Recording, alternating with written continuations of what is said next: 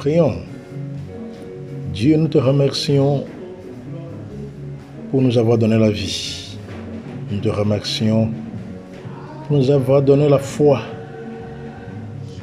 Nous te remercions pour nous avoir donné des connaissances. Connaissances sur la vie. Connaissances sur la vie de nos frères et sœurs. Merci beaucoup pour l'amitié.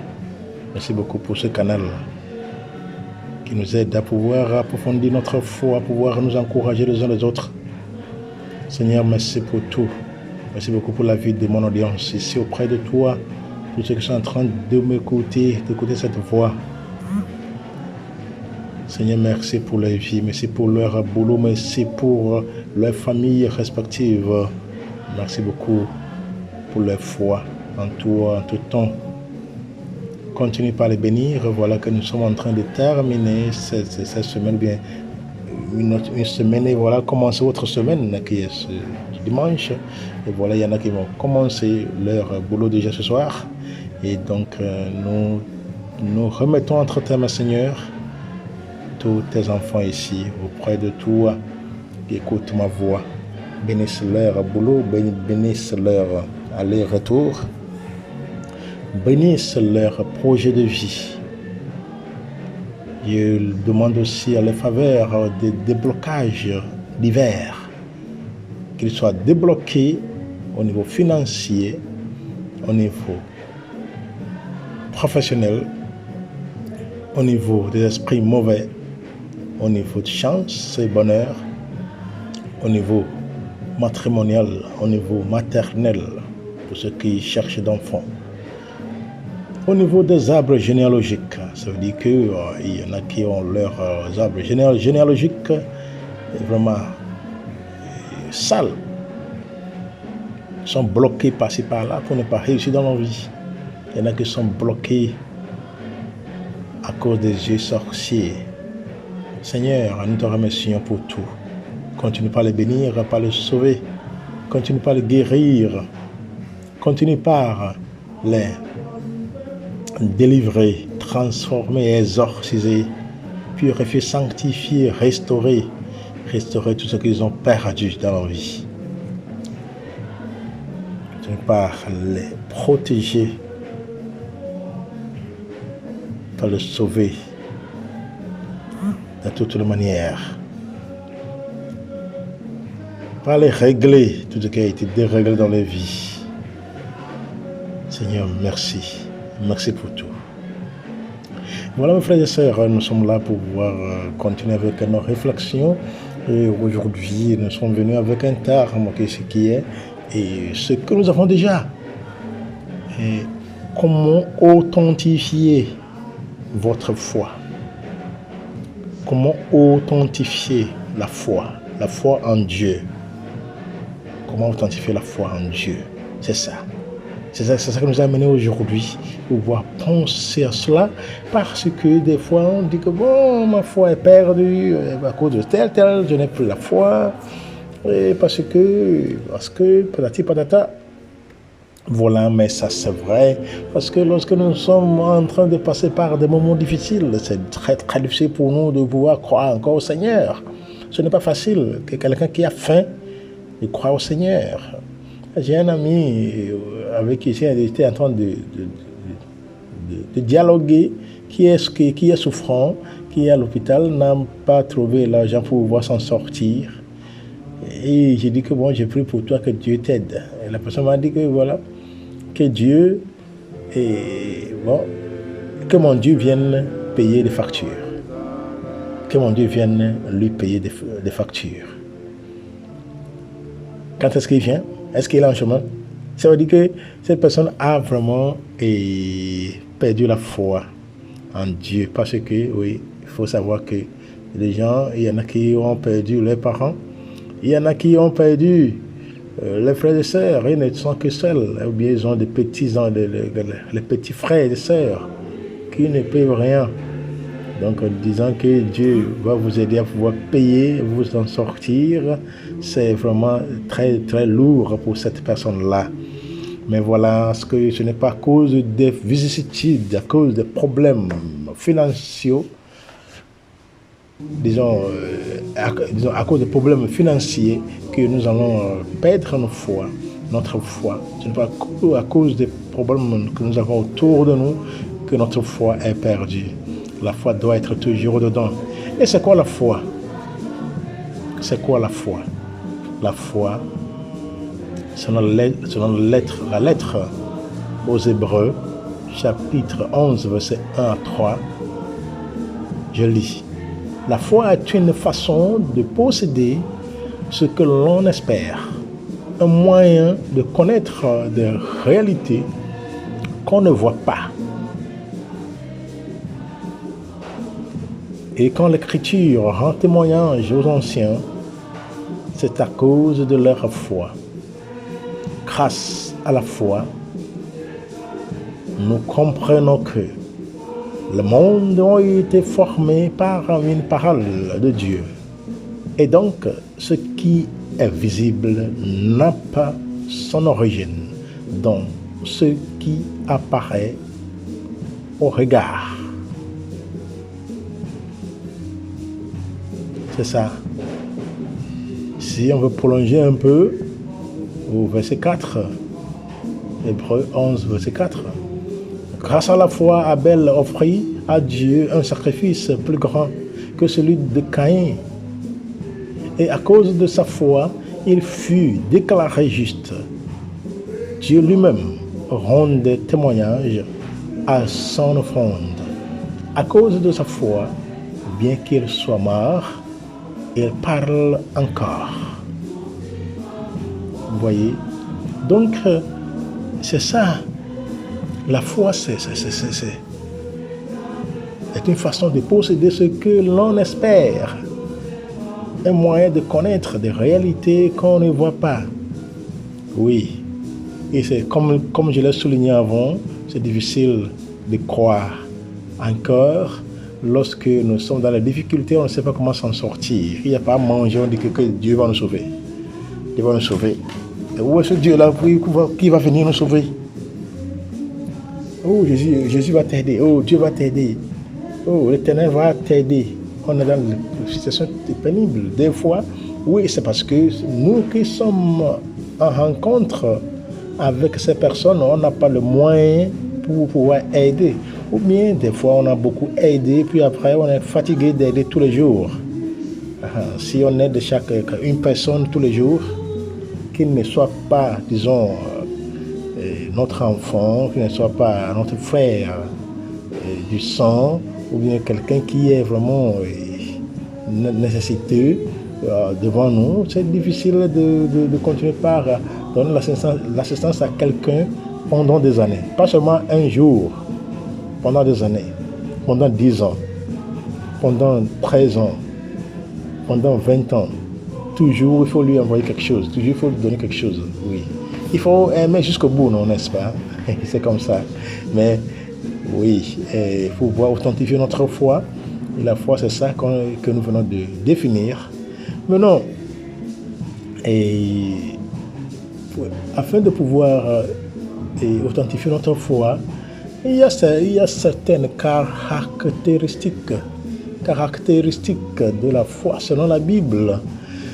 Si nous allons en Hébreu, ce que nous venons de lire maintenant, Hébreu 11, verset 6, on dit que, or, sans la foi, il est impossible de lui être agréable, car il faut que celui qui s'approche de Dieu croit que Dieu existe et qu'il est le rémunérateur de ceux qui le cherchent. Or, sans la foi, il est impossible de lui être agréable, car il faut que celui qui s'approche de Dieu croit que Dieu existe et qu'il est le rémunérateur de ceux qui le cherchent. Ouais, c'est très, très nécessaire. Donc la foi, c'est ça, a ce rôle à jouer. Nous sommes dans le domaine de la foi. Sans la foi, rien. Même s'il ne pleut pas, s'il n'y a pas à manger, mais on a la foi que ça va venir. on avait passé par beaucoup de famines, n'est-ce pas? Et dans l'Afrique de l'Ouest, à l'époque, en 1983, il y avait eu une pénurie de pluie. Donc, comme il n'y a pas la pluie, donc il n'y a pas la nourriture, où beaucoup de pays ont été atteints. Il faut que les autres pays leur envoient de quoi manger. On s'est bien rappelé de ce moment-là. Il y avait eu de l'argent, mais il n'y a pas de nourriture pour acheter. Mais quand même, ce n'est pas dans chaque maison, parce qu'il y a des maisons qui sont vraiment clairvoyantes, comme au temps de l'Égypte, quand Joseph était administrateur. Il y en a qui sont au village, qui ont beaucoup de champs de blé, de maïs, de manioc, du riz, où ils font gari, tapioca, et ainsi de suite. Ils ont fait beaucoup d'aliments. Ils ont laissé garder et préserver pour leur propre consommation. Vous voyez? Donc avec la foi, les gens se sont préparés ainsi. Vous voyez? Donc la foi nous mène très loin. Il faut avoir cette foi que Dieu qui a créé le ciel, la terre, est capable de nous donner tout ce dont on a besoin. C'est lui qui a donné le souffle. Il a insufflé dans l'homme sur les os, sur les ossements desséchés. Dans le livre d'Ézéchiel, chapitre 37, versets 1 à 12, comment Dieu a fait pour pouvoir donner le souffle, son souffle, aux ossements desséchés du peuple d'Israël, qui sont morts des siècles et des siècles et des siècles. Donc Dieu est capable, n'est-ce pas? La foi est l'un des piliers de la vie chrétienne, en plus d'être une condition indispensable pour plaire à Dieu. C'est l'arme ultime face aux défis et aux difficultés que nous vivons au quotidien. Cela dit, bon nombre de chrétiens ont encore du mal à l'exercer dans son authenticité. Si tu es dans le cas, je vous invite, si vous êtes dans le cas, je vous invite à découvrir quelques caractéristiques de la foi selon la parole de Dieu. La foi est sincère. La foi est sincère. Contrairement aux hommes, Dieu ne regarde pas à l'apparence, mais il regarde au cœur. Comme le dit un cantique, s'il vous voit vrai et sincère à chercher la sainteté, il écoute vos prières et vous met en liberté. En effet, lorsque vous vous basez sur vos propres désirs, votre foi n'est plus pour la gloire de Dieu. Ça c'est très sérieux. En effet, lorsque vous vous basez sur vos propres désirs, votre foi n'est plus pour la gloire de Dieu. Donc ce que je veux, je me base sur ça. Donc je provoque, ça veut dire que je vais provoquer des choses, alors que ce n'est pas une inspiration de Dieu lui-même. Dans ce cas, vous cherchez simplement à satisfaire votre orgueil humain. Il est donc essentiel d'être sincère pour que votre foi soit agissante. Il faut être sincère toujours pour que la foi soit agissante. C'est ça. Tout ce qu'on fait, ce n'est pas pour nous. Tout ce que j'ai fait, tout ce que je ne fais pas, c'est tout pour le Seigneur. C'est ça qu'il faut savoir. Il n'y a rien que je fasse qui soit pour moi. Dans Jacques chapitre 4, verset 3, Dieu dit ceci. Vous demandez et vous ne recevez pas, parce que vous demandez mal, dans le but de satisfaire vos passions. C'est ça. Malgré la foi, des fois on fait ça selon le désir. Ce que je veux que ça soit tel, et de telle forme. C'est ça qui est là. La foi exclut le doute. C'est autre point. La foi exclut le doute. Si on a la foi, il n'y a plus de doute. Il est quasiment impossible de vouloir exercer sa foi sans une réelle conviction. Dans sa définition, selon la parole de Dieu, dans les Hébreux 1, verset 1, la foi est une ferme assurance des choses qu'on espère et une démonstration de celles qu'on ne voit pas. C'est ce que nous venons de lire au début de cette séance. Ceci implique alors que vous devez croire de tout votre cœur lorsque vous faites une déclaration de foi ou lorsque vous posez un acte par la foi. En d'autres termes, la foi exclut le doute. Donc lorsqu'on croit au Seigneur, on ne doit plus avoir de doute dans notre vie. Parce que nous croyons que Dieu est là, il va nous sauver et il le peut. Il le peut. Parce que c'est quelqu'un qui n'échoue jamais. Dieu n'échoue jamais. Il réussit toujours. Ce n'est pas comme nous, vous et moi. Non. Dieu est toujours fervent. Dieu est toujours fidèle à ses propos. Il ne nous laisse jamais tomber. Il est toujours à nos côtés pour pouvoir nous sauver. Donc lorsque nous avons la foi, nous sommes en train de faire quelque chose avec foi, il ne faut pas douter cette foi-là. Parce que c'est la foi, c'est ça qui est en train d'alimenter notre amour vers le Seigneur. Notre amour envers le Seigneur. La foi donne authenticité de notre foi. Disons, de notre amour envers le Seigneur. Parce que nous ne pouvons pas parler d'authenticité, de foi, et encore avoir des doutes derrière. Autre point ici, c'est que la foi est violente. La foi est violente. Oui, cela peut paraître étrange, mais la foi dans son authenticité fait souvent appel à une certaine violence.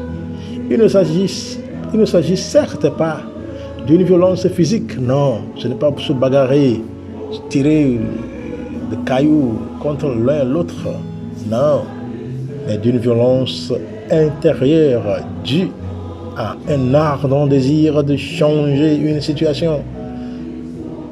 Quelque chose arrive, on veut faire tel, voilà. Vous savez, ceux qui ont le don de guérison, don de délivrance, don d'exorcisme, si vous êtes en ligne, il faut bien écouter. Des fois, il arrive que vous êtes devant le patient, mais la patiente, où vous voyez que selon les questions et réponses, pour pouvoir vérifier ce qui se passe au juste chez la personne, on voit beaucoup de choses. On voit que la personne est innocente. Parce qu'à son âge, n'a rien fait du mal à quelqu'un, mais parce qu'on a les yeux sorciers pour pouvoir détruire l'avenir des autres. Voyons ceci, ceux qui ont ce don de délivrance, de guérison, exorcisme, là, et ainsi de suite, il y a une colère, c'est-à-dire qu'il y a une foi violente, c'est comme colère qui vient en même temps. Et puis lorsqu'on impose les mains comme ça, qu'on va prier, il y a des choses qui se déchirent sur le champ. On impose les mains en même temps, la personne est par terre. Des fois, on n'impose même pas la main, la personne est par terre. Parce que nous sommes inspirés d'une foi, d'une grâce de Dieu qui est extraordinaire, et on se fâche contre l'adversaire qui est en train de détruire la vie d'autrui. Donc c'est ça des fois. Donc la foi violente. Mais ceux qui ont cela, oui c'est ça, ceux qui sont des guérisseurs et naturels, c'est ça, ça arrive.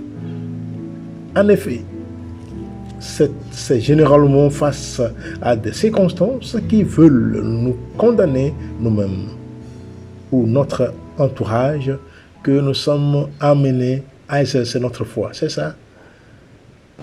Nous sommes alors appelés à nous lever, à faire face à l'adversité et à dire non avec vigueur aux déclarations des ténèbres, à appeler les choses qui n'existent pas à l'existence. C'est ça. Ce qui n'existe pas, on fait appel à cela, à l'existence. Parce que des fois, on est fatigué. On est fatigué de voir une telle situation. Nous-mêmes, on vit dans des situations pénibles et on veut changer cela. Ça a besoin d'une foi violente. Une foi violente. Où on dit que celui qui fait ça à moi, ça doit lui retourner. Oui, sur le champ. Sur le champ. Toutes mes souffrances, que ça retourne à l'origine. Je ne veux plus continuer avec ça. Donc des fois c'est ça. Tout ceci ne se fera pas dans la douceur. Ah non! Mais avec un certain zèle, avec l'autorité que nous a conféré le Seigneur. Chacun de nous a cela. On a cette pulsion de foi. On a cette pulsion de foi. Nous sommes provoqués par des situations autour de nous. On dit non, ça je n'accepte jamais. Et voilà. On s'adonne totalement. On déclare et on décrète. Il faut des fois déclarer et décréter les choses qui ne vont pas. Il faut effacer les malheurs et déclarer la vie, la bonne chance, des réussites dans notre vie. C'est par ce chemin-là que nous pouvons réussir. D'autant plus qu'il ne nous a pas donné un esprit de timidité, mais un esprit de force, d'amour et de sagesse. Dieu ne nous a pas donné un don, une grâce de timidité. Non, mais une force, ou bien un esprit de force, d'amour et de sagesse. La tête doit être utilisée selon ce que le Seigneur nous a donné, selon la force qu'il nous a inspiré. Voyez, lorsque les yeux sont fixés sur Dieu, le Créateur, et non les créatures, c'est facile de faire tout ce dont on est en train de parler maintenant. Parce que c'est très nécessaire. On n'est pas resté dans un monde où chaque jour on pleure. On a les larmes aux yeux. Que ça ne va pas. Ça ne va pas, on fait comment? Si vous êtes chrétien, il ne faut pas rester les bras croisés. Si vous êtes chrétien, il ne faut pas rester les bras croisés. Il ne faut pas rester regarder en l'air. Il ne faut pas rester se promenant vers les petits dieux, ainsi de suite. Les créatures, non. Qui va vous sauver? Qui va nous sauver? C'est notre foi en Dieu, la foi authentique, l'authenticité de la foi. Cette foi n'est pas là sans prière. Hein? Bon, on continue. Dernier point ici, c'est la foi est victorieuse. La foi est victorieuse. Donc, dans l'authenticité de la foi, comment avoir une foi authentique? Comment faire sa foi authentique? Donc, la foi est victorieuse. C'est une réalité. La foi nous permet de remporter tant et tant de victoires. C'est ça. Là où vous êtes, vous avez voyagé, vous êtes à l'étranger, vous avez quitté votre région, vous avez quitté votre village. C'est ça. Vous avez quitté votre milieu de vie afin de pouvoir avoir de verts pâturages, afin de pouvoir avoir la vie meilleure. Tout cela, c'est la mouvance de la foi. C'est la mouvance de la foi. Par la mouvance de l'Esprit Saint. Dieu nous a donné Il nous a donné cette foi solide afin de pouvoir être des victorieux en tout moment. Nombreux sont ces héros de la Bible qui ont accompli des choses grandioses parce qu'ils ont eu foi en la parole de Dieu. Vous voyez, il faut avoir foi en la parole de Dieu. Le seul livre qu'il faut lire, et avoir la foi et avoir les deux pieds sur terre, deux pieds implantés dans le sang précieux du Christ, c'est la Bible. D'autres choses que nous sommes en train de lire aujourd'hui, ce jour-ci, ne vont jamais nous sauver. Pour être sauvé, il faut s'adonner à la lecture et à la méditation de la Bible, la parole de Dieu.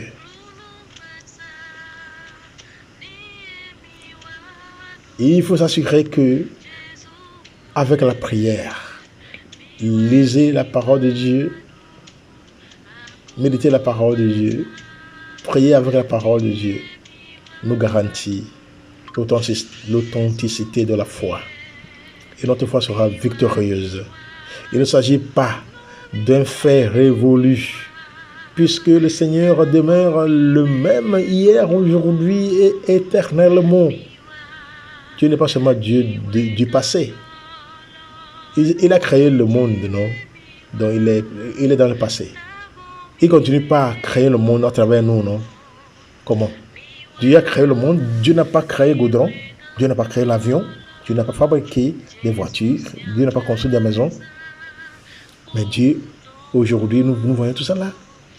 Dieu fait tout ça là en nous, ces créatures raisonnables.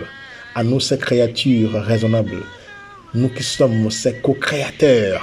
Dieu nous a donné tout. Il a mis le restant de sa création en nous. L'art de la création en nous. Pour que chacun de nous se débrouille. Pour que chacun de nous essaye de faire quelque chose. C'est ce que nous faisons, toutes les inventions d'aujourd'hui, des innovations technologiques. Ce sont ce que Dieu a mis en l'homme. Si l'homme du passé n'a pas fait, l'homme d'aujourd'hui en fait.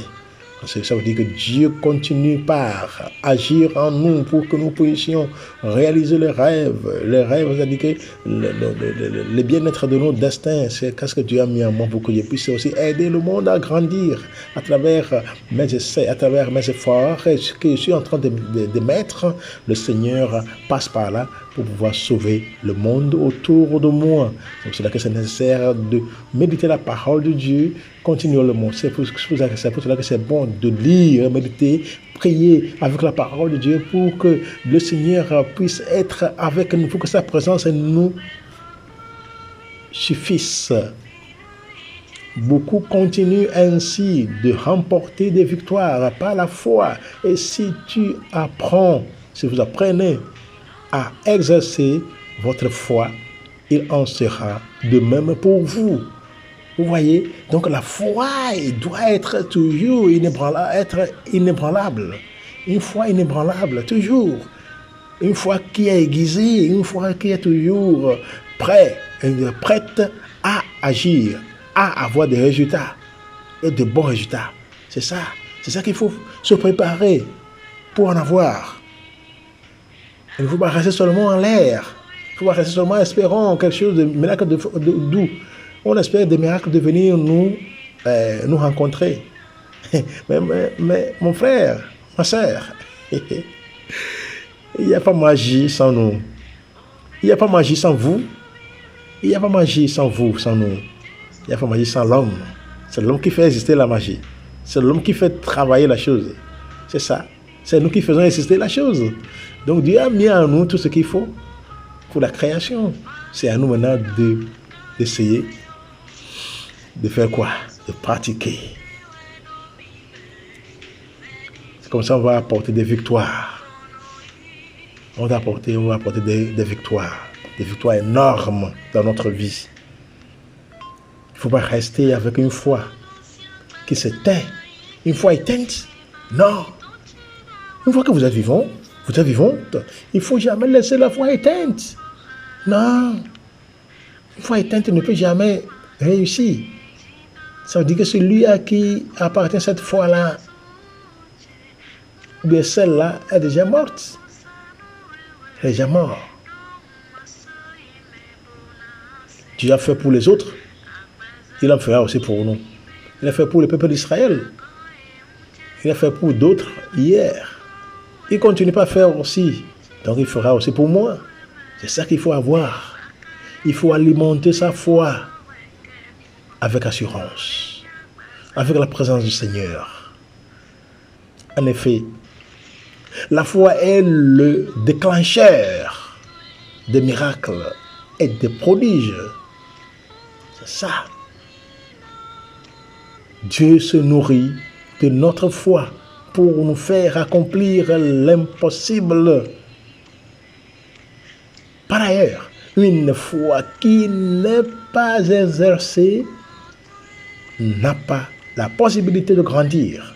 La foi exige de se dépouiller de certaines étiquettes, même si vous pensez n'avoir qu'un petit bout de foi, exercez-la sainement et elle agira.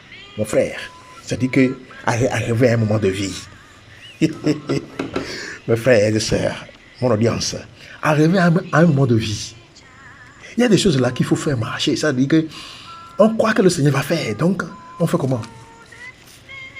On y met l'effort. On y met l'effort. Moi, je veux ça, je veux que ça arrive maintenant. Voilà. Je sais que Dieu va le faire, donc je vais en avant. Oui. Je répète encore, il n'y a pas la magie sans nous. La magie vient avec nous. Il faut essayer de faire exister les choses. Parce que la foi est là. Il ne faut pas dire que moi, ma foi est perdue, on a perdu la foi. Non. C'est parce que vous ne voulez pas changer. Et il faut savoir que pour pouvoir réussir en quelque chose, pour pouvoir réussir en ce qu'on n'en a pas, pour pouvoir avoir ce qu'on n'en a pas, il faut faire ce qu'on n'a jamais fait. Vous comprenez? Pour pouvoir avoir ce qu'on n'en a pas, il faut faire ce qu'on n'a jamais fait afin de pouvoir atteindre ce but-là, afin de pouvoir faire exister ce qui n'est pas à l'existence. Si la parole de Dieu déclare que le juste vivra par sa foi, c'est sûrement parce que il s'agit d'un élément essentiel pour toute vie qui désire croire dans le Seigneur. Croyance dans le Seigneur, croire dans le Seigneur, c'est une graine en nous. La foi est une graine en nous. Il faut l'arroser. N'ayons donc pas peur d'exercer notre foi, mais croyons simplement que c'est ce que le Seigneur attend de nous. Le Seigneur attend de nous la foi. Il ne faut pas rester à l'écart. La foi est nécessaire. Il faut l'arroser. Il faut arroser la foi avec la parole de Dieu. La lecture et la méditation de la parole de Dieu. Priez avec la parole de Dieu. Priez toujours. Mon frère, vous allez réussir. Vous voulez être millionnaire, vous allez réussir. Vous allez être milliardaire, vous allez réussir. À travers la foi. Il faut essayer. Et il ne faut pas oublier que pour pouvoir réussir ce qu'on n'en a pas, pour pouvoir avoir ce qu'on n'en a pas, il faut faire ce qu'on n'a jamais fait. C'est bien ce qu'on n'avait jamais fait dans la vie pour pouvoir atteindre un but qui est nouveau. Shalom, shalom, shalom.